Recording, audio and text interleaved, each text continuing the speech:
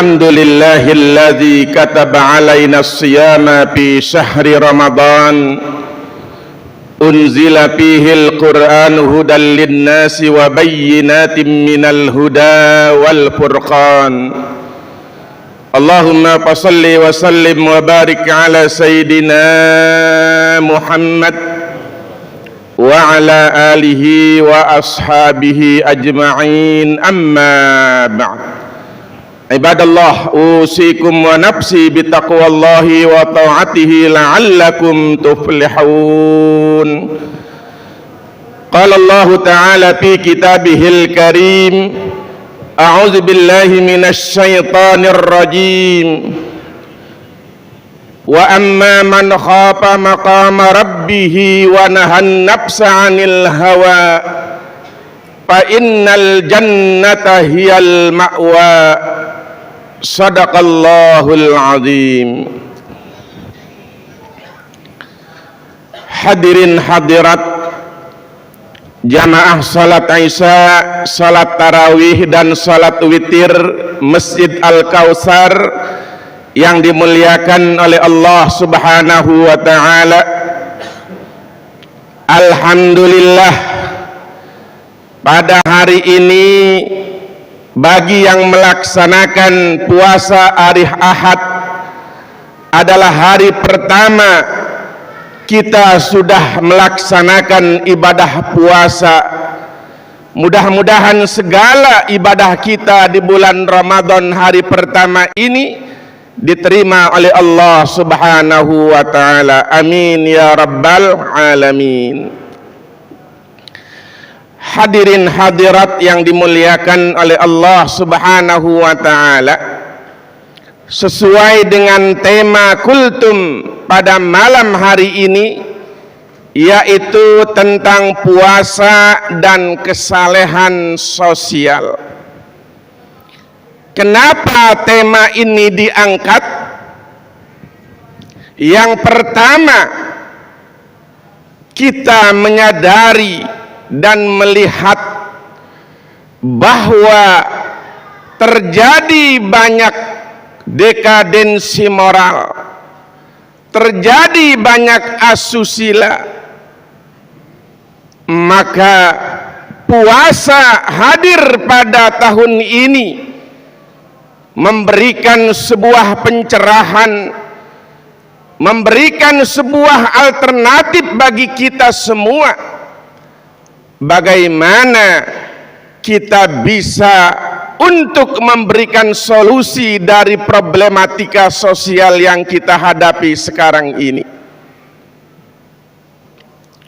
Di dalam ajaran Islam bahwa semua ibadah itu akan bertujuan membentuk kepribadian yang soleh bagi para pelakunya.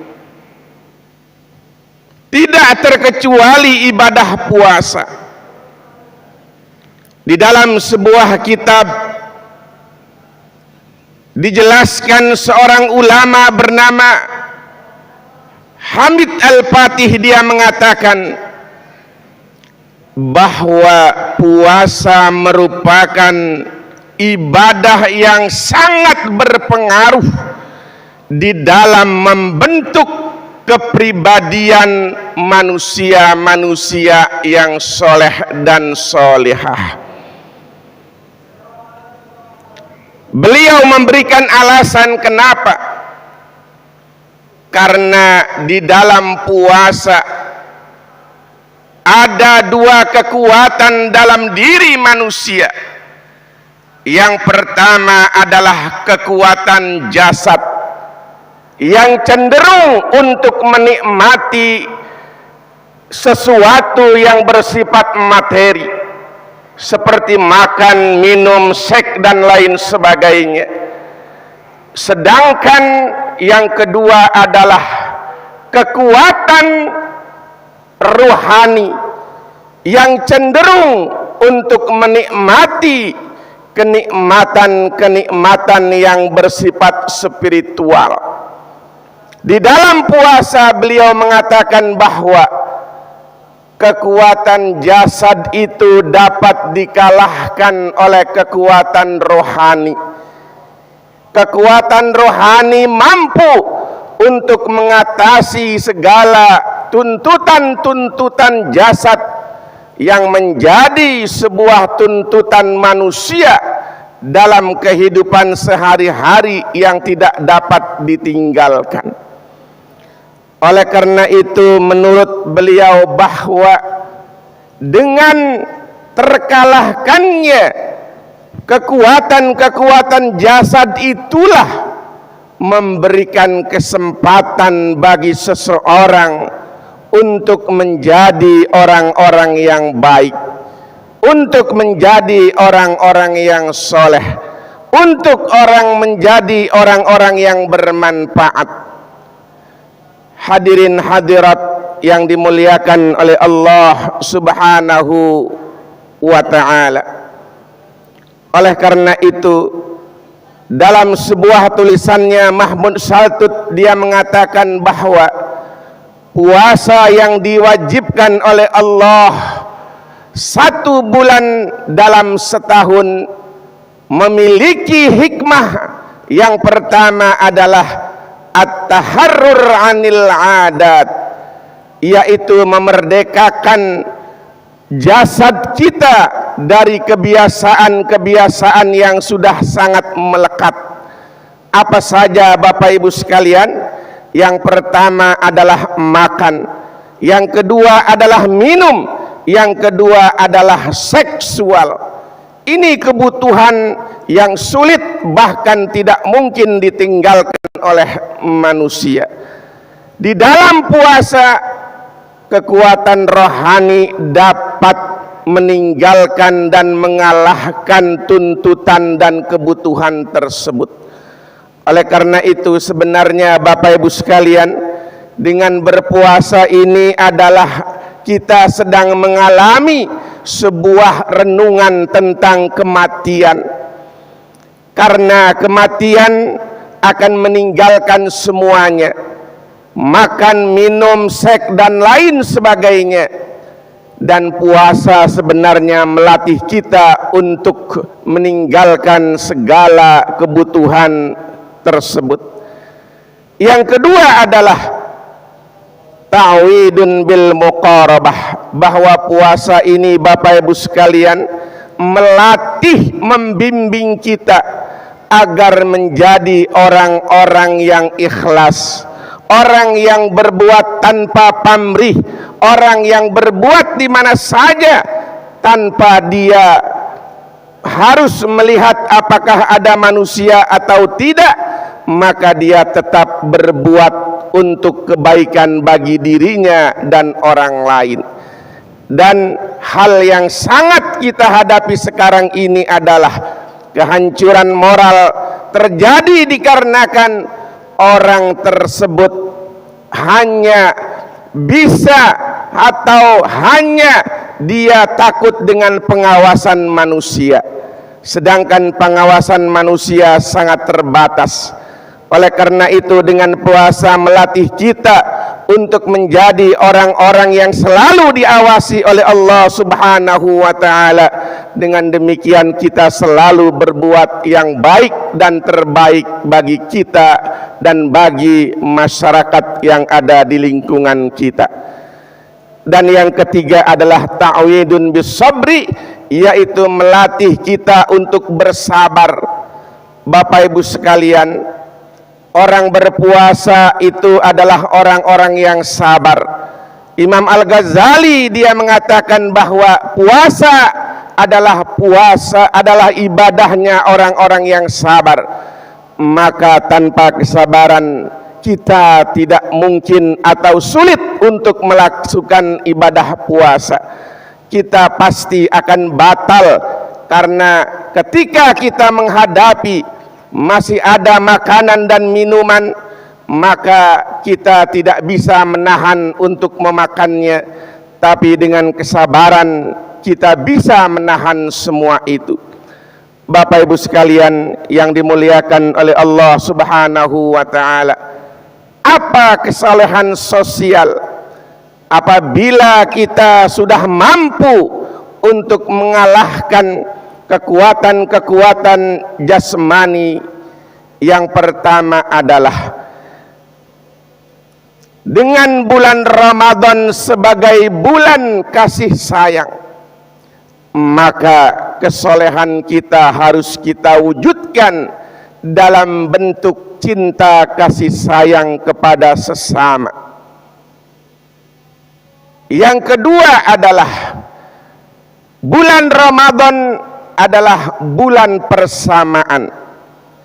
Dengan puasa maka dapat kita wujudkan kesolehan sosial kita dalam bentuk persamaan. Artinya tidak ada perbedaan antara si kaya dan si miskin, antara orang lemah dan orang yang kuat. Semuanya sama dalam melaksanakan ibadah puasa. Dia harus makan, dia harus berbuka pada waktu yang sama, dia harus sahur pada waktu yang sama, dia harus menahan lapar dan haus pada waktu yang sama. Oleh karena itu, puasa mengajarkan kepada kita persamaan di antara kita. Yang membedakan adalah tingkat ketakwaan kita. Inna akramakum indallahi atqakum. Sesungguhnya yang paling mulia di antara kamu sekalian adalah nilai ketakwaannya kepada Allah Subhanahu wa ta'ala. Yang ketiga adalah bulan Ramadan adalah bulan kedermawanan. Oleh karena itu kesolehan kita sebagai orang-orang yang berpuasa dapat kita wujudkan dalam bentuk kita memberikan sebagian harta kita di jalan Allah Subhanahu wa ta'ala. Di bulan Ramadan ini Bapak Ibu sekalian, sangat terbuka pintu-pintu kedermawanan, pintu-pintu sedekah, pintu-pintu infak, pintu-pintu untuk membantu orang-orang yang tidak mampu. Oleh karena itu, sebagian harta kita marilah kita sedekahkan di bulan Ramadan ini, karena di dalam sebuah hadis Rasulullah dikatakan bahwa sedekah yang paling utama adalah sedekah di bulan Ramadan yang sangat mulia ini. Oleh karena itu dapat kita misalnya memberikan iftar ketika azan berkumandang, kita kirimkan beberapa box makanan minuman ke Masjid Al-Kautsar misalnya, agar bisa dijadikan santapan untuk mereka yang berbuka ketika azan kumandang, azan telah tiba. Dan banyak lagi ketika kita melaksanakan sholat, kita bawa sebagian harta kita untuk kita masukkan ke dalam kotak infak agar bisa digunakan di jalan Allah Subhanahu wa ta'ala. Hadirin hadirat jamaah salat tarawih yang dimuliakan oleh Allah Subhanahu wa ta'ala. Oleh karena itu, satu hari kita telah melaksanakan ibadah puasa, masih jauh perjalanan kita. Oleh karena itu, marilah kita wujudkan kesolehan kita di bulan Ramadan yang sangat mulia ini, agar tujuan puasa kita dapat dicapai dengan sebaik-baiknya. La'allakum tattaqun, agar kamu sekalian menjadi orang-orang yang bertakwa. Di dalamnya adalah ada nilai kesolehan, nilai kebaikan, dan nilai kemanfaatan. Oleh karena itu sangatlah relevan apa yang dikatakan oleh Imam Abu Zahra dalam sebuah kitabnya. Dia mengatakan bahwa ibadah di dalam Islam memiliki 3 tujuan utama yang akan membentuk kesolehan setiap pribadi manusia. Yang pertama adalah tahzibun nafs, bahwa puasa melatih, mendidik jiwa kita agar menjadi orang-orang yang bersih dan suci.